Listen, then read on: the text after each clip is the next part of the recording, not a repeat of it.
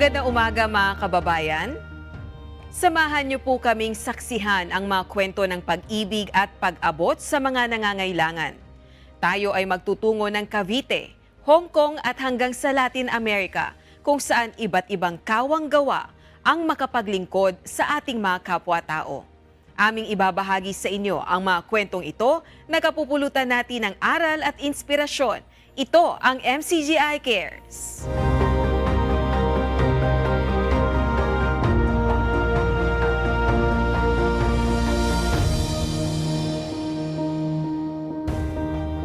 Libu-libong mga Pilipino ang nagtatrabaho sa Hong Kong sa hangaring mabigyan ng maayos na buhay ang pamilya sa Pilipinas. Pero ang ilan sa kanila ay bihirang makapagpatingin sa manggagamot kahit may nararamdaman dahil mas pinipili nilang tipirin ang sarili para mas malaki ang maipadalang pera sa mga mahal sa buhay. Kaya laking pasasalamat nila nang magkaroon ng libreng medical mission sa Hong Kong.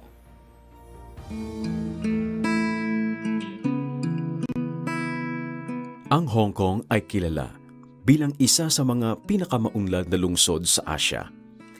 Isang sentro ng kalakalan, isang lungsod ng oportunidad, isang lugar kung saan ang sipag at yaga ay may kapalit na kabuhayan. At sa lungsod na ito, libu-libong Pilipino ang piniling mangibang bansa. Iniwan nila ang sariling tahanan sa Pilipinas upang magtrabaho, upang makapagpadala, upang makapagbigay ng mas maayos na kinabukasan. Sa bawat remittance, may katumbas na sakripisyo. Sa bawat tagumpay ng pamilya sa Pilipinas, may tahimik na pagod dito sa Hong Kong. Ngunit sa patuloy na pagbibigay, may isang bagay na madalas nilang nakakalimutan, ang kanilang sarili. Kapag may nararamdamang sakit, ipinagpapaliban muna sapagkat mas mahalaga ang may maipadadala sa pamilya kaysa gumastos para sa sariling check-up. Si Madel Galleros ay isang taon nang nagtatrabaho bilang kasambahay sa Hong Kong. Sa kauna-unahang pagkakataon, nakapagpa-check up siya at doon niya nalaman na mataas ang kanyang blood sugar. Ayon kay Madel, wala naman siyang nararamdamang kakaiba maliban sa madaling pagkapagod at paminsan-minsang pananakit ng katawan. Medyo mataas po yung sugar natin kaya tayo na ECG. Pero okay naman po, binigyan po ng gamot. Tsaka na, ano pa tawag doon? Sinek po doon sa A1 ba yun? A1C1. Hindi lahat ng nagtatrabaho sa Hong Kong ay may health insurance. Mas marami ang walang coverage o hindi alam kung paano ito magagamit. At kung meron man, kadalasan ay hindi nila ito na-avail para sa regular na check-up. Yung iba po covered, alam ko covered ng insurance, pero siyempre po hindi yata lahat. Kaya kailangan din talaga na rin ma-check up. Marami po kasing OFW dito, di ba? Normally yung oras ng trabaho, tsaka yung day off, minsan wala sila. Imbis na ilalabas nila, ide-day off nila, i-OT nila, babayaran yun ng employer. So wala na silang time sa mga medical na ganan. Bukod sa pananakit ng katawan, may ilan ding nakararanas ng pamamaga ng katawan. Pati na rin ng mga suliranin sa dental at optical care. Ngunit sa kabila nito, patuloy pa rin sila sa pagtatrabaho. Isa na rito, si Fredicilia Inocencio. Sa akin po yung paa ko po namamaga, tapos yung hindi ko po kasi siya maipa-check up dahil iniisip ko nga po na kailangan magpa-x-ray, medyo mahal. Kaya isang taon ko rin po itong tiniis. Kaya dito po napatunayan na kailangan ko talagang ipa-x-ray siya dahil yung kabilang pa ako po maga. Tapos sa dental po at saka sa optal, kasi yung salamin ko po, hindi na po siya pwede. Sobrang labo na po, hindi ko na po makikita. Kahit walang salamin, wala na po akong nakikita. Sobrang malabo na. Kaya kailangan na pong palitan. Bagamat may trabaho at kumikita, hindi ito sapat para unahin ang pagpapagamot dahil mas inuuna ang pagpapadala ng pera sa pamilya sa Pilipinas. Kasi lahat po may mga pasanin, kaya yung iba na gusto nilang magpa-check up, tinitiis na lang nila dahil para po mapunan yung pangangailangan ng pamilya nila sa iba kahit nahirapan na, meron ng iniinda. Kaya laking pasasalamat ng ating mga kababayan sa Hong Kong nang magkaroon ng medical mission doon. Dito ay nakapag-avail sila ng libreng konsultasyon, libreng mga gamot, libreng eye check-up at reading glasses, at libreng dental services. Bukod sa libreng medical services, ay nakapag-uwi rin ng libreng groceries ang ating mga kababayan sa pamamagitan ng MCGI Free Store. Malaking tulong po. Opo, malaking tulong po. Tulad ng grocery po kasi mahal din po kasi ang ano dito sa Hong Kong, mga bilihin. So, malaking tulong po. Kasi yung ibang employer, wala silang pa-food allowance. So, malaking tulong kung meron na pong ano sa bahay. Sa isang lungsod na puno ng oportunidad, ang mga Pilipino ay patunay ng sipag at pagmamahal at sa bawat sakripisyong kanilang ginagawa, naway maramdaman nila na hindi sila nag-iisa sa paggawa ng mabuti, napapapurihan ng Diyos at sa pag-aalaga sa kapwa, nahahayag ang tunay na pag-ibig.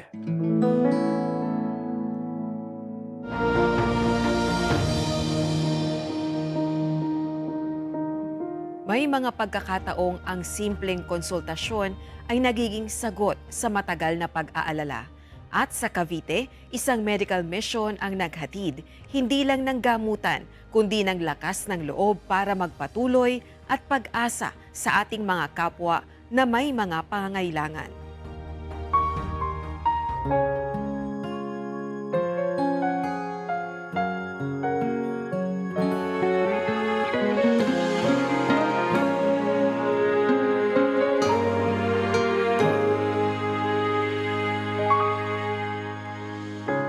Ano ko dati sa Marikina, therapy din. Therapy doon. Kaso hindi ko natapos eh. Sabi sa akin sa Marikina, kailangan ko na matapos yung 8 times eh. Sabi ko, dito lang kasi malapit. Sabi ko, dito ko na lang itutuloy. Antayin ko lang ito mag-open.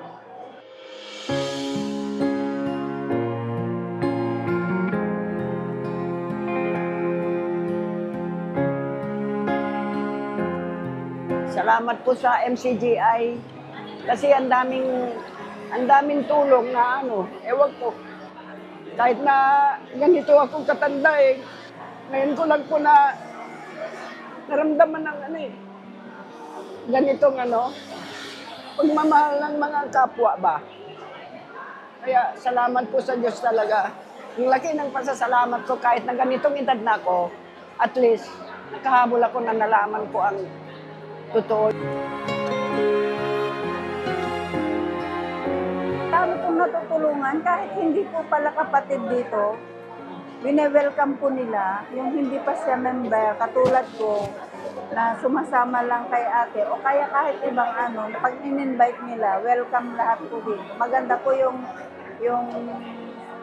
sama ng MCGI. Maganda po yung ninyo dito. Maayos po. Tsaka mababait po ang mga kapatiran dito. Magpapaburot po dapat ako dati, kaso hindi po afford kasi nga, pag isang ngipin, 1,000 po, plus x-ray pa, iba pa po yung gamot. Malaking tulong po bilang sa akin na kahit hindi po ako member, nabigyan din po ako ng pagkakataon na mabigyan ng serbisyo po ng MCGI. Malaking tulong po para sa akin to kasi hindi naman po parang pag sakit ng ngipin, hindi naman po siya yung bari-bari lang kapag sa ibang dentista eh. Ito po parang medical mission. Siyempre parang rin po nila, yung sarili po nila talaga yung nila dito. Kay Brother Daniel Rason po, marami pong salamat kasi po kung may mga ganito po kayong mga medical mission na nakatulong sa maraming tao kahit na hindi nyo member, binigyan nyo ng pagkakataon na may bahagi yung yung mission nyo. Maraming salamat po. At mag-iingat po kayo palagi. Marami pa pong sana kayo matulungan.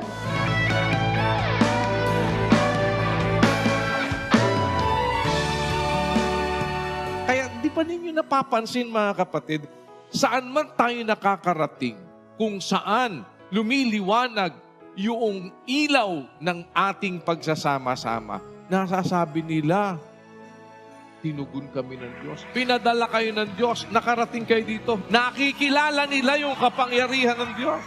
Alam natin sa ating mga puso, lahat ng mga bagay na ito, if there are things that are accomplished, sabihin na nating nagagawa ng ating pagsasama-sama na hindi nagagawa ng malalaking mga relihiyon, hindi nagagawa ng mga mayayamang relihiyon ng higitang yaman kaysa atin. Masasabi natin mga kapatid, hindi natin gawa ang mga bagay na yan. Kapangyarihan ng Diyos ang gumagawa niyan para sa isang samahan na mas marami ang mahihirap. Para sa isang samahan na mas marami naman sa atin hindi naman matataas ang mga pinag-aralan. Hindi naman marami sa atin ang mga mahal na tao. Pero sa tulong at awa ng Panginoon, nakikita yung kanyang walang hanggang kapangyarihan at pagka-Diyos.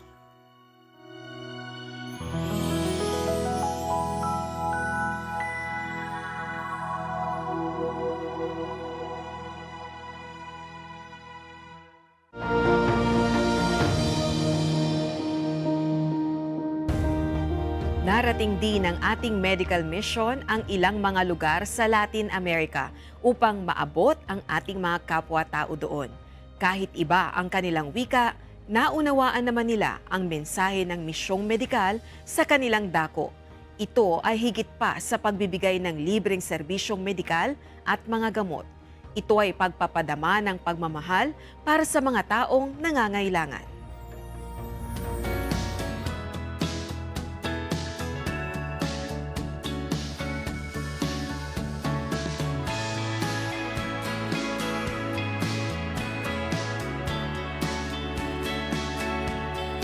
Primero, solo decirles que son hechos más que palabras y que es una opción que es imposible sin la ayuda de ustedes poder ejecutar este tipo de acciones. Gracias a Dios, gracias a Miri, que Cihuetepeque está recibiendo esta bendición. Gracias a Dios nuevamente por el respaldo que nos dan a nosotros como ciudad. Estamos, verdad, felices y contentos con tener esta brigada acá y con tener cada uno de los médicos que están acá, pues es una alegría, es una satisfacción estar acá reunidos, ¿verdad? Y es el pueblo de Dios, ¿verdad? Que se ha reunido, ¿verdad? Y con el favor de Él, ¿verdad? A través de todo lo que ustedes están haciendo, Dios pagará, porque Él es el que paga todo. Agradecido usted, porque usted da cuenta que no puedo ni pararme. Y ahora ya que Dios quiso, que Dios se los pague, muy agradecido. Me dan esto, y qué cosa mejor usted. Entonces les agradezco todo el cariño y la voluntad que han tenido por mí. Se han expresado en mi persona. Yo también agradezco día y noche la voluntad que ustedes han tenido. Pues muy agradecida porque a veces uno no tiene las cosas para poder tener servicio de su misma persona. Sí, muchísimas gracias a Dios principalmente, ¿verdad? Y a ustedes que hacen llegar para acá a servicio de todos los que necesitamos. Yo quiero también darle las gracias a la Iglesia de Dios Internacional, porque realmente todo es completamente gratis. Esto no es del Estado, esto es por la calidad humana y realmente por la vocación de servicio que ellos tienen. Y sobre todo, cumpliendo de que hay que servirle a nuestro prójimo como Dios manda. Porque muchas veces vamos a las iglesias, decimos una cosa con nuestras palabras, pero hacemos otra con nuestras acciones. Y hoy ellos nos están demostrando que son más importantes las acciones que las palabras. Y hoy de todo corazón les damos las gracias, porque están predicando con el ejemplo, completamente gratis. Yo no estoy pagando un centavo, es mentira decir, es por mí, no. Gracias a la iglesia, ustedes tienen esta enorme cobertura. May nagagawa man ang bayang ito kung mayroon bang nararating na mga iba't ibang mga lugar kung saan ang bayang ito'y nakagagawa ng iba't ibang mga kabutihan sa ating mga kapwa-tao, sa mga nangangailangan, pagsaklolo sa mga walang anuman, pagsaklolo sa mga nasa kaglipitan, at sila naman po ang nakakapagsabi kung ano ang ginagawa ng bayang ito. Ang ating lagi namang sinasabi, sa Diyos ang lahat ng karangalan at lahat ng kapurihan. Kaya sa pangalan ng Diyos, hindi sa pangalan natin kahit na sino pa man sa atin.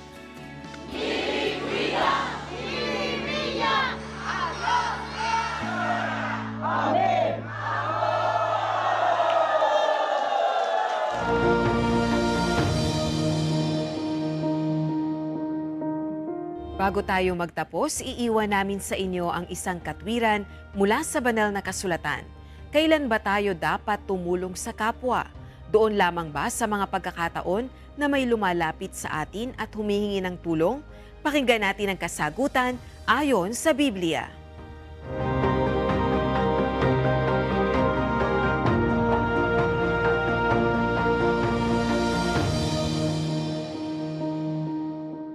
Gis 24 ng Ebreo. At tayo'y mangagtinginan upang tayo'y mga udyok sa pag-iibigan at mabubuting gawa. Yung palang pagkakataon, hinahanap pala yun.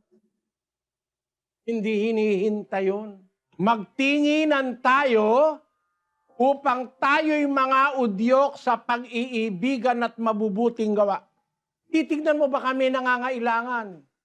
Titignan mo ba kami mayroong nagugutom? Magiging concerned ka. Titignan mo. Mag-iimbestiga ka. Hahanap ka ng pagkakataon. Hindi ka maghihintay ng pagkakataon. Titignan mo para ka makagawa ng mabuti. Hindi ka maghihintay ng pagkakataon na mapakain mo yung gutom. Hindi. Hahanapin mo yung opportunity para maudyok tayo sa pag-iibigan at mabubuting gawa, no? Abang magpapakain ka pagka may pagkakataon ka. Dapat pala maghanap tayo ng papakainin ng tutulungan, ng patutuloyin. Magtinginan kayo para maudyok kayo sa pag-iibigan at mabubuting gawa. Ang sabi ni Santiago sa 2 ng Santiago versikulo 15. Kung ang isang kapatid na lalaki o babae ay hubad at walang kakanin araw-araw, at ang isa sa inyo ay magsabi sa kanila, magsiyaon kayong payapa, kayo'y mangagpainit at mangagpakabusog, at gayon may hindi ninyo ibinibigay sa kanila ang mga bagay na kinakailangan ng katawan, anong mapapakinabang dito? Walang pakinabang. Walang kwenta. Sabi mo sa kapatid, sige, magpakabusog ka, di mo naman binibigyan ng ikakabusog. Magpainit ka, di mo naman binibigyan ng kumot. Sabi, ano pakinabang?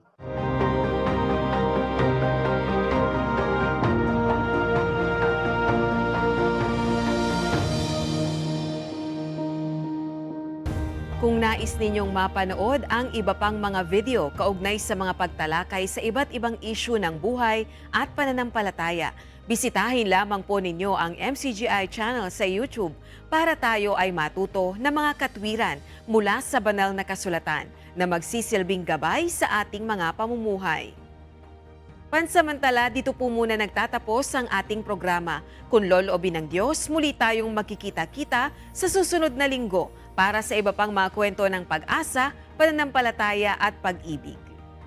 Sa awa at tulong ng Diyos ay magpapatuloy ang pag-abot ng MCGI sa mga nangangailangan dahil MCGI cares, the legacy continues. Works of faith, hope, and love for the glory of God. Salamat po sa Diyos.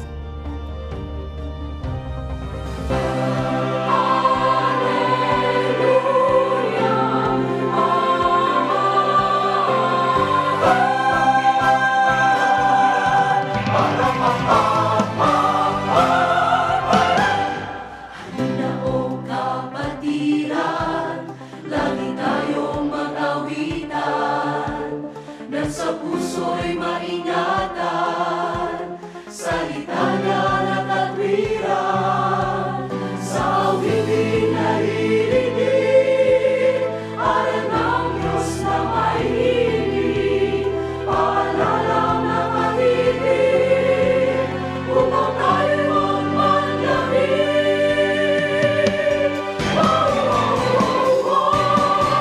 Ipagkita sa ganito,